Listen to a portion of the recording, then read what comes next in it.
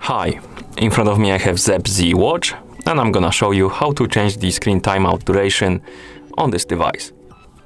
First, let's wake up the screen on our watch. You can do it by pressing the middle button or tapping on the screen. After you wake up the screen, press the middle button again to open the menu.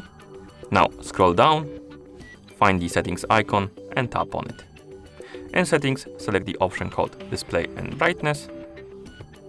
And here we have the option called screen on duration. Tap on it. And right here we have a list of durations we can select. We have 5 seconds, 10 seconds, 15 seconds, 20 seconds, 25 seconds, and finally 30 seconds. Select the option you like by tapping on it, like this, and then you can press the middle button to go back. And now my screen will turn off after 10 seconds of an activity. So let's wait.